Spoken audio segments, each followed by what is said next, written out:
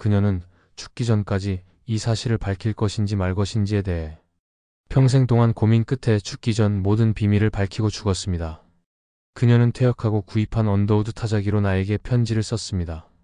그럼 그녀의 흥미진진한 내용의 편지를 시작하겠습니다. 사회에 알려지지 않도록 내가 도왔던 그 지식의 노출을 막기 위해 지금까지 많은 사람들이 죽어갔습니다.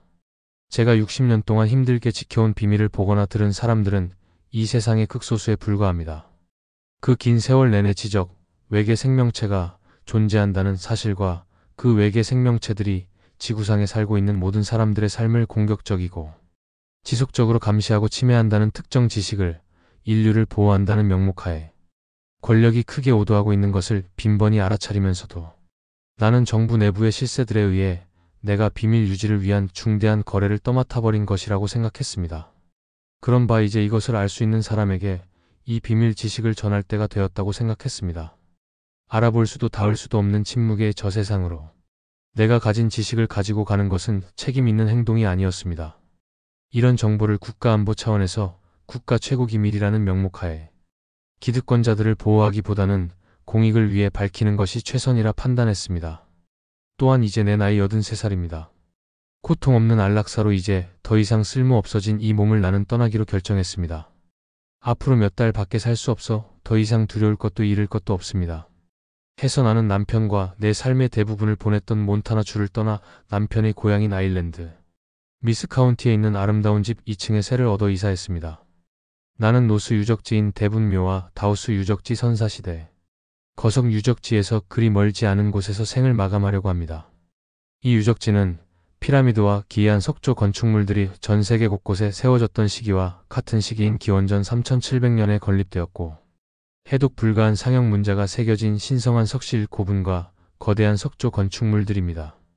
그리고 나는 선사와 역사 시대에 걸쳐 치세했다고 알려진 왕이 142명이나 되는 아일랜드 고대 권력의 중심지 타라의 언덕에서 그리 멀지 않은 곳에 있습니다. 고대 아일랜드 종교와 신화에서는 이곳이 신들이 거주했던 곳이고 다른 세상으로 가는 입구였다고 전합니다. 아일랜드 수호 성인인 성 패트릭이 고대 이교도인들을 무찌르기 위해 타라로 왔습니다. 당신이 가지고 있는 문서를 읽으면 알겠지만 그는 이 지역의 종교활동을 억압했을지는 모르나 지구에 문명을 일으킨 신들에게는 아무런 영향도 끼치지 못했습니다. 그래서 이 성스럽지 못한 세상을 떠나고 마침내 삶의 고통으로부터 벗어나기에 이 장소가 적합하다고 생각했지요. 늦었지만 이 우주와 우리 은하에 있는 모든 생명체가 살아남도록 돕는 것이 내가 해야 할 일이라는 것을 명확하게 깨달았습니다. 우리 정부 기관이 보여주는 작금의 태도는 그런 내용의 지식으로부터 국민을 보호한다는 것이었습니다. 실상 무지와 비밀 유지가 보호하는 것은 단 하나, 다른 사람들을 구속하는 권력으로 그들의 사적인 의도를 숨기는 것이었습니다. 그리고 그렇게 함으로 인해 미신과 어리석음이 퍼져나가고 이를 이용해 그들은 인지되는 모든 적과 아군들의 무장을 해제시킵니다. 지금까지 모든 사람들, 심지어 가족들에게까지도 숨겨왔던 이 일에 대한 나의 고찰과 사적인 기록의 원본과 유일하게 존재하는 사본을 보냅니다. 그리고 속기사가 매번 외계인 파일럿과 인터뷰가 끝나면 그 내용을 타자로 쳤는데 그 필기본들도 함께 보냅니다. 인터뷰 공문서 사본을 지금까지 내가 비밀리에 보관하고 있다는 사실은 어느 누구도 모르는 일입니다. 이제 나는 이 모든 문서들을 당신에게 주고 적절한 방법으로 세상에 알리도록 하는 일을 당신에게 위임하려 합니다. 내가 당신에게 요구하는 건 단 한 가지입니다. 당신의 생명과 안전에 아무런 해가 가지 않는 방법으로 이 정보를 세상에 알리십시오. 저의 경험이 담긴 이 자료를 소설 같은 허구의 형태로 출판하면 심층 조사나 정의로부터 자신을 보호하기 위해 개인적 방어막으로 국가 안보를 이용하는 사람들을 위한 어떤 기관이 문제의 사실 여부에 신경 쓰지도 않을 거며 그들의 의심으로부터도 자유로울 것입니다. 그러면 그 진실에 관한 어떤 정보도 부인할 수 있고 이 자료들은 상상에서 나온 허구의 작품이라고 주장할 수 있을 것입니다. 허구보다 더 허구 같은 진실을 누가 말했는지 모르겠지만 그 말은 아주 정확합니다. 대부분의 사람들에게 이것은 믿을 수 없는 것들이겠지요. 안타깝게도 믿음은 신뢰할 수 있는 현실의 기준이 아닙니다. 또한 자유보다는 물리적, 경제적, 영적으로 노예인 상태를 더 선호하는 이들에게 당신이 이 기록들을 보여준다면 기록이 담고 있는 주제를 상당히 불쾌한 것으로 여길 것이 뻔합니다. 당신이 만약 TV 저녁 뉴스나 신문에 사실에 입각한 것으로 이 자료를 보도하게 되면 그들은 즉시 정신 나간 사람의 헛소리라고 외면해 버릴 것입니다. 이 자료들의 속성 자체가 그들이 믿지 못하도록 하기 때문이고 또 그래서 믿지 않는 것이지요. 거꾸로 말하면 이 정보를 공개하면 정치와 경제를 장악하고 있는 특권층에게 엄청난 타격이 될 것입니다. 이 자료는 외계인을 만난 사람이나 초자연적 현상의 경험에 대해 관심을 가지고 연구하는 당신에게는 상당한 도움이 되리라 생각합니다. 디 오즈 팩토에서 당신이 했던 비유로 말해보면 다른 이들이 쓴 외계인의 영향력에 대한 몇 안 되는 사실적 보고서들은 맹세코 지구 전체를 뒤덮고 소용돌이 치는 예언적 태풍의 눈, 그 속에 부는 조용한 산들 바람에 불과한 것입니다. 이 세상에는 정말로 마법사도 있고 사악한 마녀도 있습니다. 아주 오랫동안 많은 사람들이 의심하고 혹은 추측했던 이 정보를 주요 언론은 물론 학계, 그리고 아이젠하워 대통령의 퇴임 연설에서 우리에게 그 위험성을 경고했던 군산 폭합체는 끊임없이 부인해왔습니다. 아시다시피 1947년 7월 로스웰 공군 기지가 509 포격 사단 대원들이 뉴멕시코 로스웰 인근 한 농장에 추락한 비행 접시를 발견했다고 언론에 공식 발표를 해 매스컴을 뜨겁게 달궜습니다. 같은 날 미 공군 8사단장은 처음 잔해를 발견했던 수색 대원 중 한 사람이었던 제시 마셀 소령이 발견한 것은 비행 접시가 아니라 기상 관측용 기구에서 떨어져 나온 파편이었다고 수정 성명을 발표했습니다. 그 이후부터 미국 정부는 이 사건의 명확한 진실을 숨겨왔습니다. 내가 미 공군 여사단 소속 의무부대 간호상사로 근무하고 있었다는 것을 당신은 모를지도 모르겠네요.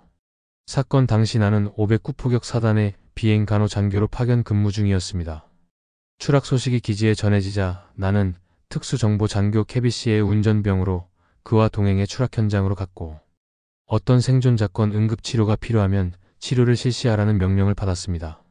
그랬기 때문에 나는 잠시나마 추락한 비행 접시의 잔해뿐 아니라 비행 접시에 타고 있었던 이미 사망한 외계인 조종사들의 시체까지 볼 수 있었습니다. 현장에 도착해 나는 추락한 비행 접시에 탑승했던 대원 중 한 명이 의식이 있고 외관상 부상이 없는 상태로 생존했다는 것을 알았습니다. 의식이 깨어있던 외계인은 다른 외계인과 외견상 비슷했지만 똑같지는 않았습니다. 그 생존 외계인은 말이나 인식 가능한 기호로 소통하지 않았기 때문에 현장에 있던 어느 대원도 그와의 소통이 불가능했습니다.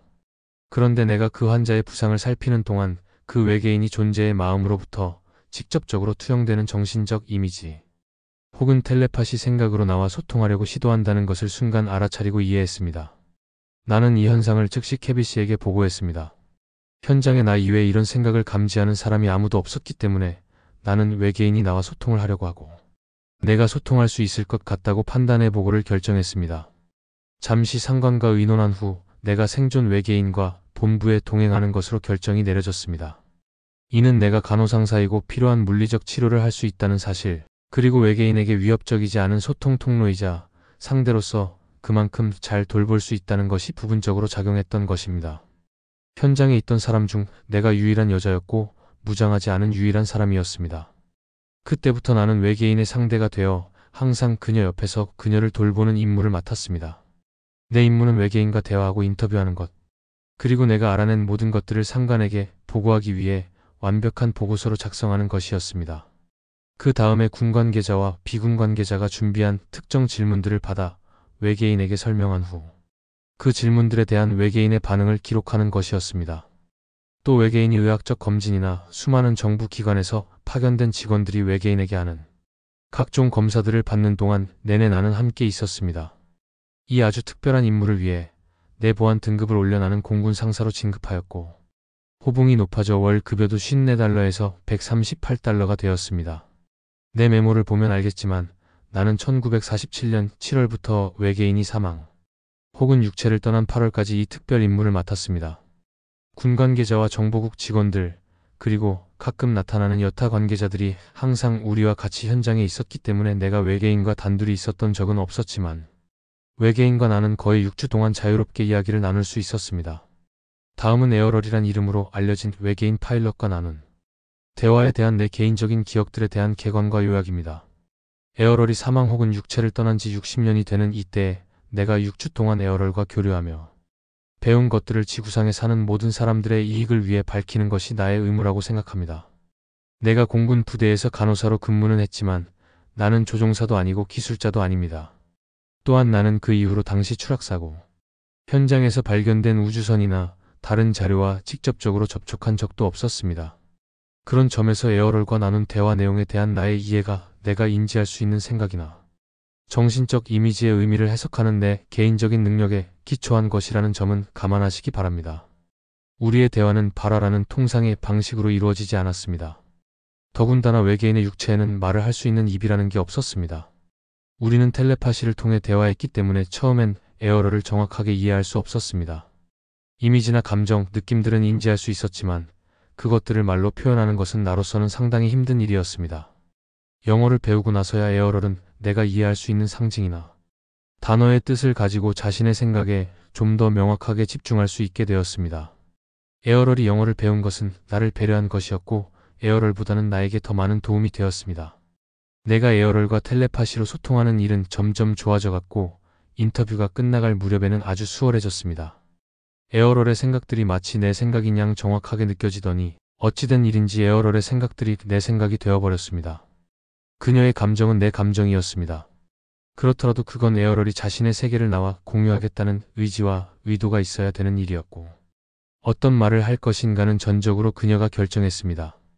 마찬가지로 그녀가 받은 훈련, 교육, 경험, 그녀의 유대관계나 목적 같은 것은 그녀만의 방법으로 공유하지 않았습니다. 도메인은 내가 인터뷰한 외계인인 에어럴이 속해 있는 하나의 종족이자 문명입니다. 에어럴은 이 도메인의 원정군 소속 장교이자 파일럿, 엔지니어입니다. 그들의 심볼은 도메인 통치하에 광활한 문명으로 통합되어 있는 이미 알려진 우주의 기원과 무한한 영역을 의미합니다. 에어럴은 현재 지구의 태양계 소행성대에 위치하는 그녀가 우주 통제부라고 언급한 기지에 근무하고 있다고 했습니다. 그 무엇보다도 우선 그녀는 그녀 자신이고 그 다음으로 자원 근무하는 도메인 원정군 소속 장교이자 파일럿, 엔지니어입니다.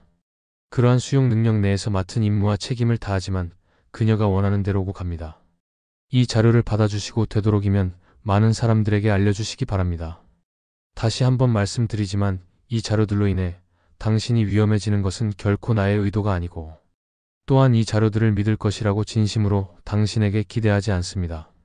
그러나 이 정보들을 사실로 받아들여 직시할 수 있고 그러한 의지가 있는 사람들이 이 자료들을 가졌을 때의 가치를 당신은 바르게 인식할 것이라는 걸 저는 압니다. 인류는 이 자료에 들어있는 다음과 같은 질문들, 즉 우리는 누구이고 어디에서 왔고 우리가 지구상에 존재하는 이유가 무엇인가, 우주에 인간만이 존재하는가, 만약 다른 지적 생명체가 존재한다면 그들은 왜 우리와 접촉을 시도하지 않는가에 대한 답을 알아야 합니다. 만약 우리가 지구 전체에 오랜 시간 깊이 침투해 있는 외계인의 간섭으로 인한 영향력을 효과적으로 근절시키지 못했을 때 우리의 영적, 육체적 생존에 미칠 심각하고 황폐한 결과를 사람들이 이해하는 것은 생사가 걸린 중요한 문제입니다. 이 자료에 든 정보들이 인류의 더 밝은 미래를 위한 디딤돌이 될지도 모르겠습니다. 나보다는 당신이 더 현명하고 독창적이며 용감하게 이 정보를 사람들에게 퍼뜨릴 것이라 기대합니다. 신의 가호와 은총이 당신과 함께하기 바라며 2007년 8월 12일 미공군 의무부대 전역상사 마틸다 오도넬 맥엘로이로서 외계인과 인터뷰 첫 번째 이야기를 마치겠습니다.